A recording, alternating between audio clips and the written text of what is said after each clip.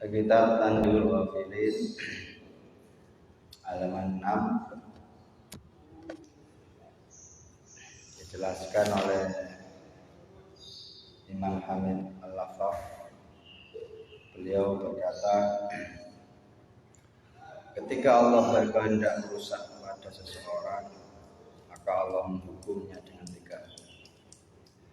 Jadi wonten 3 tanda seorang hamba yang telah dihukum oleh Allah.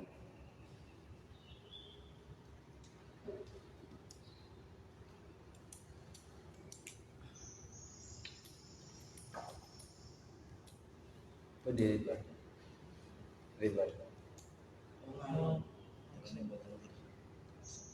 Kasar. Yang bisa ngerasanya ya Gusti Allah ya. Khususan ila Rufisha Bukat bin Salim Al-Fatihah. A'udzubillahi minasyaitonirrajim. Bismillahirrahmanirrahim. Alhamdulillahi rabbil alamin arrahmanirrahim maliki yaumiddin iyyaka na'budu wa iyyaka nasta'in ihdinas siratal mustaqim siratal ladzina an'amta 'alaihim ghairil maghdubi 'alaihim waladdallin amin. Kaos pagi ini judulnya apa? Tanda bagi seorang hamba yang dihukum oleh Allah. Kita perlu tahu, biar kalau kita tahu kita hindari.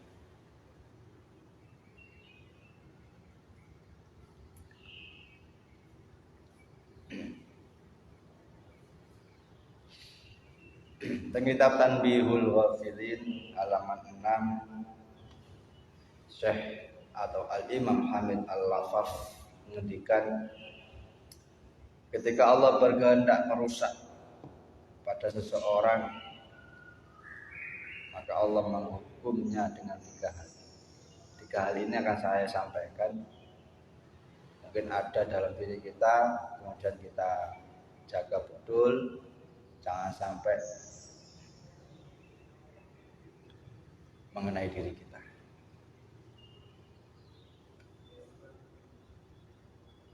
Pentingnya judul biar kita tahu kesimpulannya.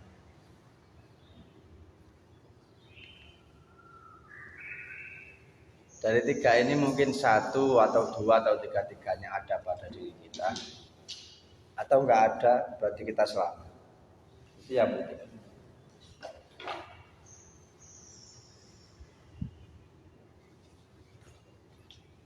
Lek, minta tolong Lek. Jalan mana prospek lagi.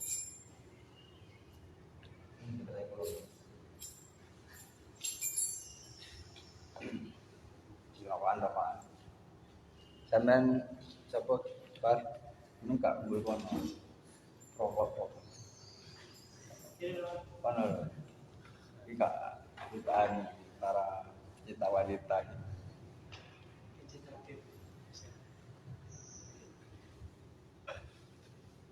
Judulnya ngaji kali ini saya ulangi lagi.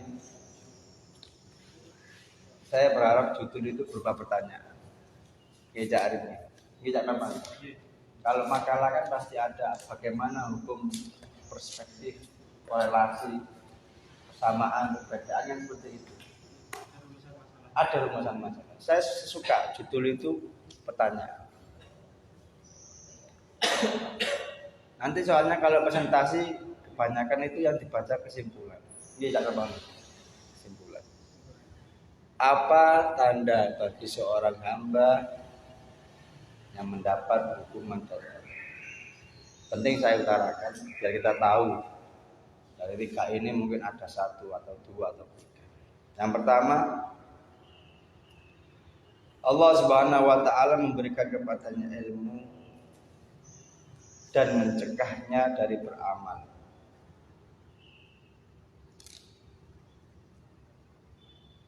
Iki kata napa kata?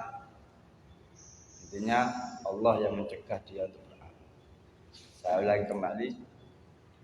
Allah Subhanahu wa taala memberikan dia ilmu tapi Allah mencegahnya dari beramal.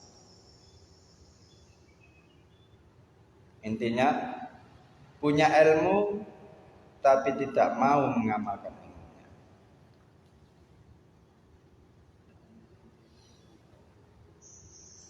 Ngerti barang sing haram tapi dilakoni. Ngerti kewajiban tapi ditinggal. Ngerti sunnah tapi cara dilakoni. Mulane penting sampean kudu duwe kaidah, nek gak iso kabeh aja ditinggal kabeh. Itu penting, prinsip hidup itu pegang. Nggih, Anwar. Nek gak iso kabeh aja ditinggal. Kaya duha kan sunai pinten? Paling akeh. Mentok. Rolas. Nek gak iso rolas yo dua. Iku kaidah penting. Biar kita enggak menjadi hamba yang dihukum oleh Allah. Ngerti ilmu tapi gak tahu. Hati wonten wong pinter tapi gak tahu ngamalna ilmu, berarti tandanya dia mendapatkan hukuman dari Allah. Naudzubillah teman. Ini hukuman yang bukan hukuman azab, bukan, tapi hukuman apa ya? Kebersihan hati. Kurangnya niat bagus, kurangnya hati yang bagus. Nomor kali tanda hamba yang dihukum oleh Allah. Hamid Al-Lafaz teng kitab Tanbihul Ghafilin. Yang nomor dua, Allah Subhanahu wa taala memberikan kepadanya bersahabat dengan orang-orang soleh dan mencegahnya dari mengetahui hak orang soleh.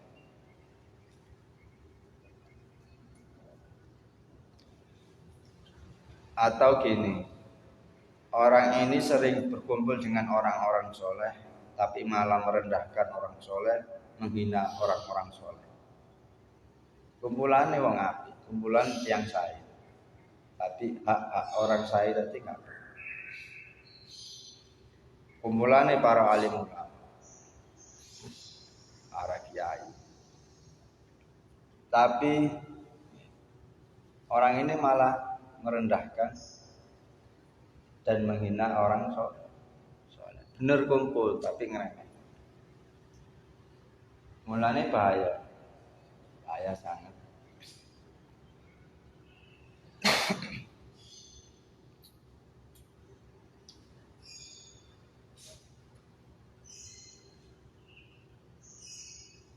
Gelek kumpul wong soleh tapi malah merendahkan orang soleh. Ini bahaya.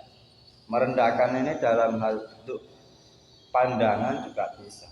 Pandangannya itu sih sinis.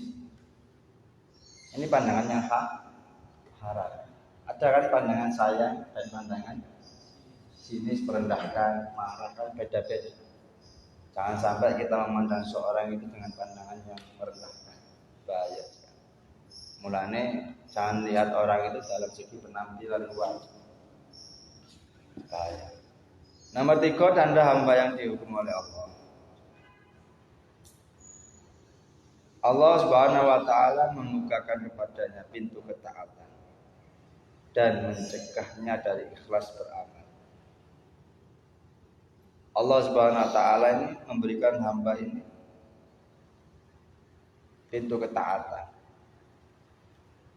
dan mencegah dari ikhlas beramal. Sering beramal tapi tidak ikhlas. Sebetulnya ikhlas itu mudah. Yang penting kita tata niat untuk mengharapkan ridha Allah. Sering, nomor 3 poinnya, sering beramal tapi tidak ikhlas. Artinya gini, ikhlas itu kita dari Allah, untuk Allah, kembali kepada Allah. Inna sholati wa nusuki wa mahyaya wa mamati lillahi rabbil. Eling-elingan awak dhewe iki. Salat krana Allah, ibadah karena Allah, urip diuripi Gusti Allah, mati dimateni Gusti. Nanti ikhlas timbul di situ. Dari tiga niki wau nggih, itu kesimpulannya cuma dua, sebabnya cuma dua, buruknya niat dan buruknya hati. Di semua hal itu terjadi, tiga terjadi itu sebabnya buruknya niat dan buruknya hati. Mulai ngaji niki sedikit kita berbicara tasawuf, membersihkan amal biar amal itu sampai kepada Allah, membersihkan hati. Kita kan nggak tahu sih hati orang dan niat orang.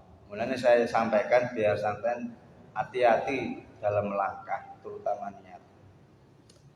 Ya, sebabnya apa terlalu niku wau buruknya niat dan buruknya hati. Karena kenapa? Karena niat itu letaknya di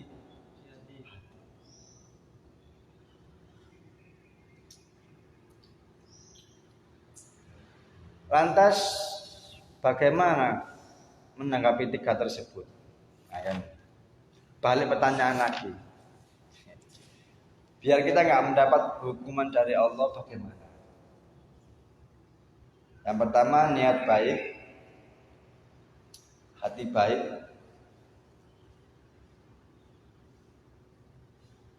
Jika memang benar niatnya baik, hatinya baik, maka Allah akan memberikan kebalikan tiga tersebut. Ilmu yang manfaat, beramal dengan ilmu, Allah akan memberikan ikhlas dalam beramal, dan memberikan pengetahuan tentang kehormatan orang-orang soleh. Tak baleni mati. Jika memang benar hamba itu niatnya baik, hatinya baik, Allah akan memberikan kebalikan poin satu tadi yang awal, memberikan ilmu yang bermanfaat.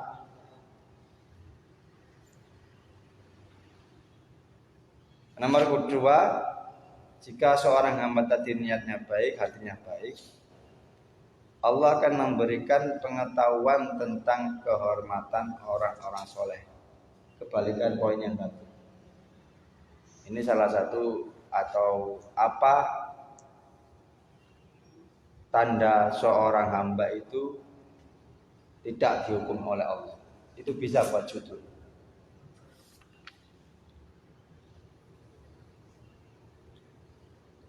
Nek niatnya api, hatinya api, Allah akan memberikan pengetahuan hak-hak kepada orang-orang soleh. Kebalikannya poin yang kedua yang awal. Ini barokahnya niat baik, hati yang baik.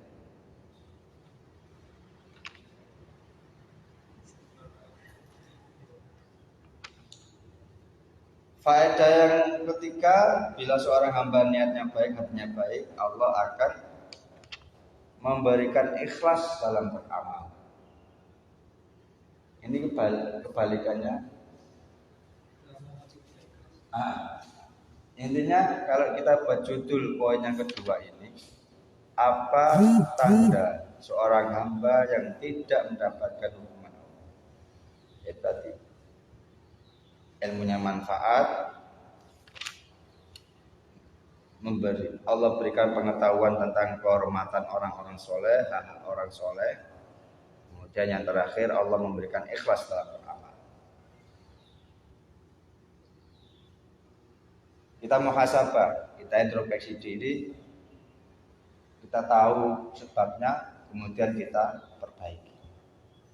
Nah, jenenge introspeksi diri niku mengetahui kelemahan, mengetahui aib, kemudian kita perbaiki. Jangan sampai menjadi orang yang tahu keburukan, yang tahu aib, kejelekan diri kita, tapi nggak mau memperbaiki. Itu salah. Yang namanya introspeksi diri itu roh elek awake dhewe terus kita perbaiki. Jangan sampai memperbaiki yang tidak jelek. atau enggak merasa jelek.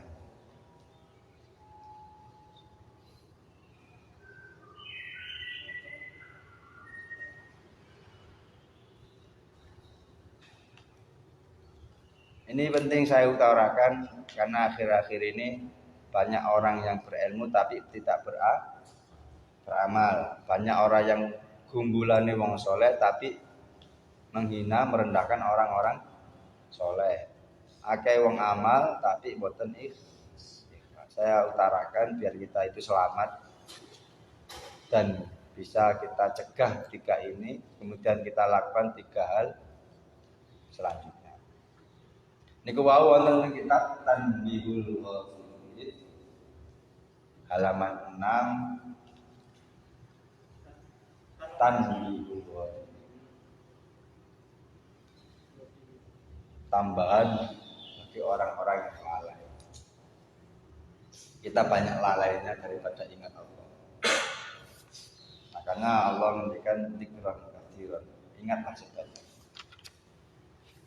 Ini mau tadi makalah dari Al-Imam Hamid Al-Lafaq. Ini nek sampeyan duwe anak meneh jenenge iki. Iki mau tadi yang kita bicarakan tadi itu dari daunnya makalahnya Al-Hamid Al-Imam Hamid Al-Lafaq. Apik jenenge. Atau sampeyan tambahin Muhammad Hamid Al-Lafaq.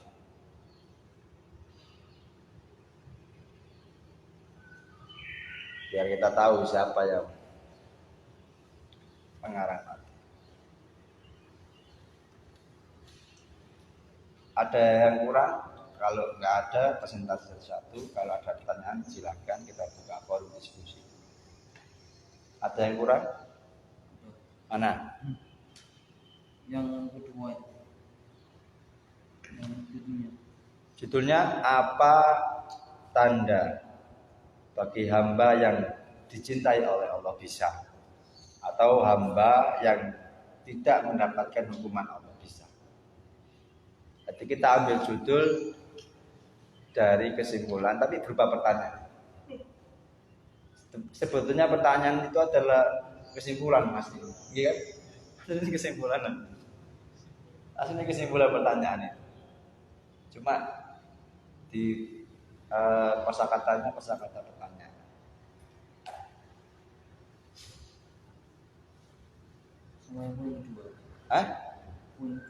Poin kedua, Allah memberikan pengetahuan kehormatan orang-orang soleh atau mencintai orang soleh juga bisa, menghormati orang soleh, tidak merendahkan orang soleh, tidak menghina.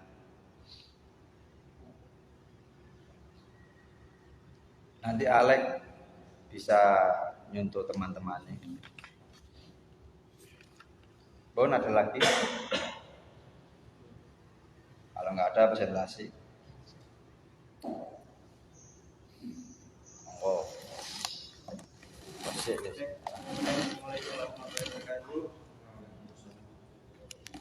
Dari kitab Tanbihul Ghafilin, yang pertama ada 3 tanda hamba yang mendapatkan hukuman oleh Allah Subhanahu wa taala. Yang pertama, Allah Subhanahu wa taala memberikan dia ilmu akan tetapi dia mencegah amal.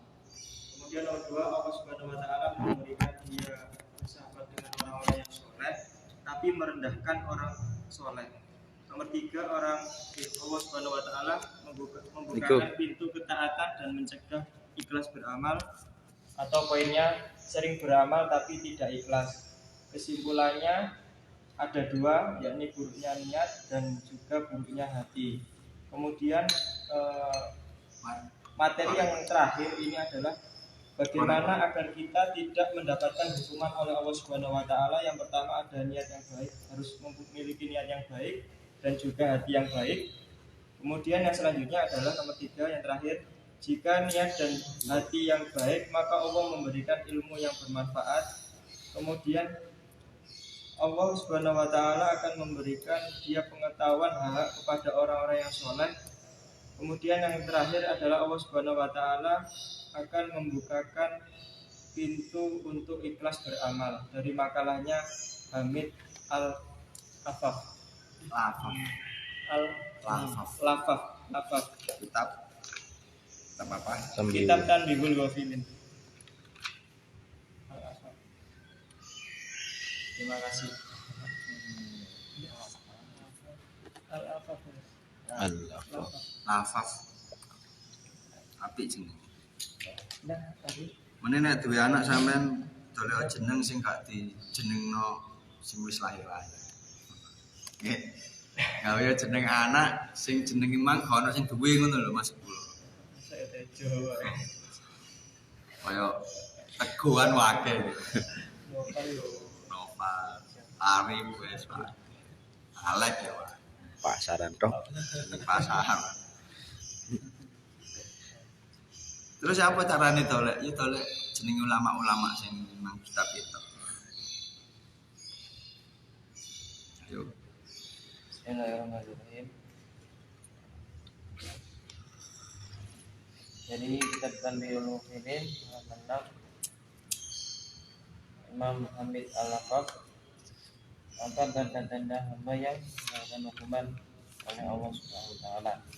Ada 3 tanda bagi hamba yang mendapat hukuman dari Allah. Yang pertama, Allah memberikan ia ilmu dari bidadahnya dari beramal. Yang kedua, Allah Subhanahu wa taala memberikan ia dapat berkumpul dengan orang-orang yang soleh, tapi di belakangnya ia merendahkan dan menghina orang-orang soleh. Yang ketiga, Allah Subhanahu wa taala memberikan ia pintu ketaatan dan mencegahnya ikhlas beramal. Jadi 3 tanda tersebut terdapat kesimpulan yakni disebabkan oleh buruknya dan buruknya hati. Kemudian bagaimana agar kita terhindar dari hukuman Allah? Yang pertama yakni berniat yang baik dan hati yang baik. Jika seorang hamba tersebut benar-benar memiliki niat yang baik dan hati yang baik, maka Allah akan memberikan ilmu yang bermanfaat dan mampu mengamalkan ilmunya. Kemudian Allah akan memberikan ia pengetahuan tentang hak-hak kepada orang-orang soleh, dan Allah akan memberikan dia ikhlas ketika beramal. Alex siap tambahan. Ya. Kuku. Apa nanti harus komplit yang sampean tahu apa.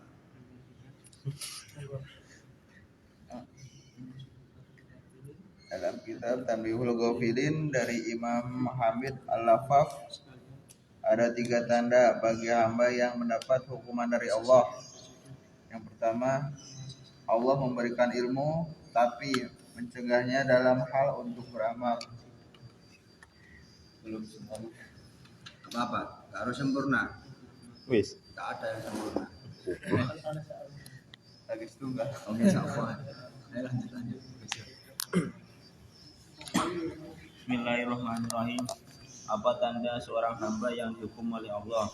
Dalam kitab Tanbihul Ghafilin dari makalah Al-Imam Hamid Al-Laqab. Yang pertama, Allah akan memberikan dia ilmu, namun Allah juga yang mencegahnya untuk dia beramal atau mengamalkan ilmunya. Nomor 2, Allah memberikan sahabat dengan orang soleh, namun dia merendahkan hak dan menghina orang soleh. Nomor 3, Allah memberikan pintu ketaatan, namun dia sulit untuk beramal dengan ikhlas. Adapun tanda-tanda tersebut terjadi karena buruknya niat dan buruknya hati. Lantas bagaimana agar kita tidak dihukum oleh Allah? Yang pertama, memperbaiki niat dan memperbaiki hati. Apabila orang tersebut niatnya baik dan hatinya baik, Allah akan memberikan ilmu yang bermanfaat untuk dirinya dan orang lain. Kemudian Allah memberikan pengetahuan hak-hak orang soleh dan tidak menghina orang soleh. Kemudian Allah akan memberikan rasa ikhlas dalam beramal.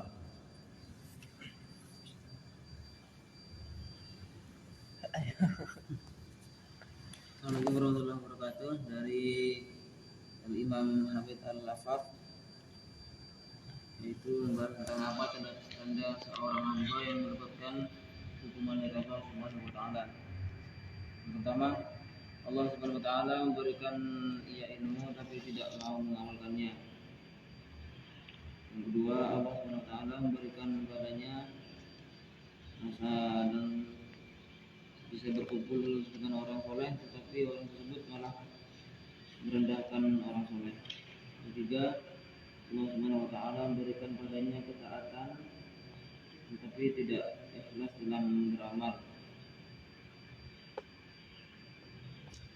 Kesimpulannya buruknya niat dan buruknya hati.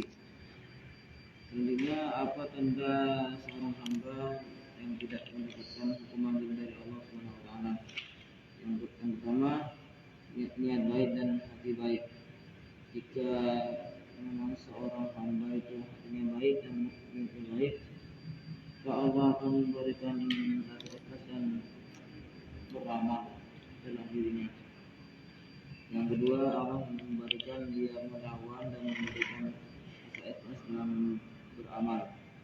Dari kitab Tanbihul Ghafilin.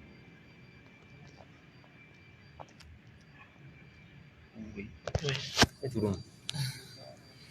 Bismillahirrahmanirrahim. Apa tanda hamba yang dihukum oleh Allah Subhanahu wa taala? Di dalam kitab Tanbihul Ghafilin halaman 6 dari Imam Hamid Al-Lafaf disebutkan ada 3 tanda seorang hamba yang telah dihukum oleh Allah Subhanahu wa taala. Yang pertama, di sini Allah memberikannya ilmu dan mencegahnya untuk beramal. Nomor 2, Allah memberikan kepadanya bersahabat dengan orang-orang soleh dan merendahkan hak orang-orang soleh. Yang ketiga, Allah membukakan pintu ketaatan dan mencegahnya dari ikhlas beramal. Kesimpulannya, itu terjadi sebab dikarenakan buruknya niat dan buruknya hati. Lantas bagaimana untuk menangani, untuk terhindar dari hal-hal tersebut? Yang pertama, niat baik dan baiknya hati baik. Yaitu jika Allah akan memberikan ilmu yang manfaat. Yang kedua, Allah akan memberikan kehormatan kepada kehormatannya orang-orang saleh. Yang ketiga, Allah akan memberikan ikhlasnya beramal. Yaitu yang pertama ilmu manfaat, yang kedua ilmu untuk menghormati orang-orang saleh, yang ketiga ikhlas beramal. Ada pertanyaan? Nggih. Pertama, ini kan membahas mengenai Allah Subhanahu wa taala memberikan dia ilmu akan tetapi ia mencegah amal. Nah, dalam studi kasus kecil-kecilan ketika saya sudah lulus kuliah, itu ada beberapa mahasiswa-mahasiswi yang ketika sudah lulus menjadi sarjana pendidikan itu tidak mau mengembangkan ilmunya, tidak sesuai dengan karakteristik dia untuk menjadi seorang guru, karena melihat seorang guru ini kan nulisnya untuk dalam kutip mungkin kalau gaji di desa-desa itu kan kurang didudukan kayak gitu, maksudnya honornya sedikit dan sebagainya. Nah, kemudian dari beberapa teman-teman persentase yang saya dapatkan ketika di teman-teman itu ada 60% yang tidak ke profesi ke guru.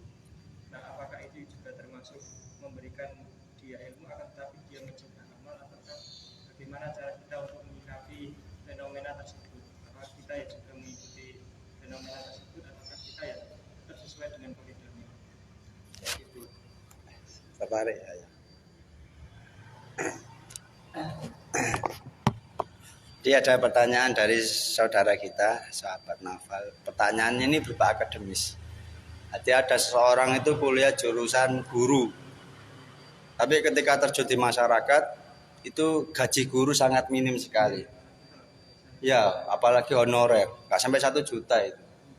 Guru Quran saja itu TPQ itu 250. Kalau sekolah-sekolah tinggi itu 500.000. Padahal sekolah elit daftarnya 20 juta.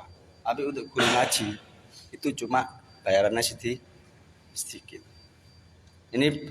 Ini bukan soal untuk mencari harta, bukan, tapi untuk mengatasi kehidupan itu bagaimana. Sebetulnya pertanyaannya di situ. Orang kan kalau sudah lulus kan pengennya dolek celengan gawe rabi kan gitu. Kan iku cara menungso iki. Bener apa yang dikatakan kebanyakan itu orang-orang sekarang itu. Saya dulu juga setelah kuliah ya pengennya kerja. Karena yang menjanjikan itu pabrik sekarang berapa? 4, berapa? 4,5. Gitu. Dibandingkan dengan 500.000 guru ngaji. Mulane pesane Mbah Mun niku nek dadi guru ngaji kudu duwe sampingan. Ben gak ngandalno gaji guru. Ben ngaji guru mangap ngabdi. Ini pertanyaannya sebenarnya gini. Bagaimana? Ini Kak cari kesimpulan ya Cak Fen. Pertanyaan sebenarnya gini, bagaimana agar ilmu itu manfaat? Itu aja pertanyaan.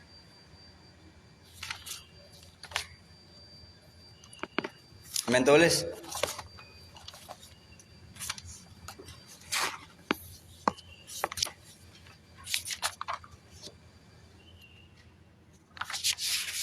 Biar kita nggak dikira mendapat hukuman Allah. Tadi kan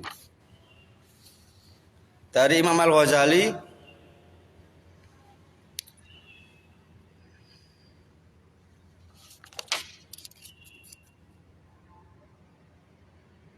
wonten 6 atau gini, apa tanda orang yang ilmu manfaatnya? Kita nggak bisa menjustifikasi sebuah masalah. Kayak tadi teman-temannya Novel itu kita nggak bisa, kan termasuk mendapatkan hukuman Allah. Mergo kon duwe ilmu tapi gak gelem ngamal, kita nggak bisa. Kita cari apa solusinya, apa sebabnya, dan bagaimana biar kita nggak seperti itu.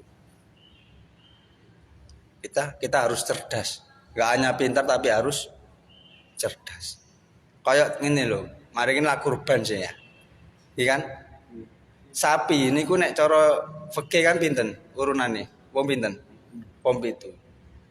Wonten salah satu orang itu tanya, kalau 8 bagaimana? Nek sapi kan konversinya kan wong 7. Nek hadis kan seperti itu. Tapi nek cara wong 8 oleh enggak? Ayo. Padahal ketentuannya sebagai seorang kiai ini Gus Ali Masyhuri ini cerita ada seorang Surabaya JTV itu tanya seperti itu. Gus Ali jawab oleh. Kiai sak Jawa Timur ngomong gak oleh. Tapi Gus Ali ngomong oleh. Mene iku sampean lak kangelan sih Pak numpak sapi sing gedene sakmono. Sampeyan butuh ondo gawe numpak sapi ku. Sampeyan tukokno wedhus cilik. Berarti pas ngono lho nggih. Ati solusi mang gak garakno wong sida kurban. Waduh wong 8 rek. Sapi situ kasih wis. Eman kan. Cek kurbane lanjut tambahno siji meneh gawe ondo numpak sapi. Jawabane Gus Ali masyaallah cerdas. Emang dadi yai memang harus cerdas. Enggak harus pintar. Cerdas. Cerdas itu bisa memahami masalah. Nggih. Kaya ana yai takok, setan niku lak terbuat dari api. Ketika dalam neraka kok merasa kesakitan, terus yai ini mang njupuk lemah terus disawat nonang santri mang. Santri ini kelilipan sakit. Oh, yai loro yai. Padahal menungso teko lemah ngono lho. Sampai wis sampean ditekek kamar iki. Ambek wong Afrika. Miss Universe Afrika. Orang tercantik se-Afrika. Sampeyan kira-kira iso zina enggak? Welek wireng.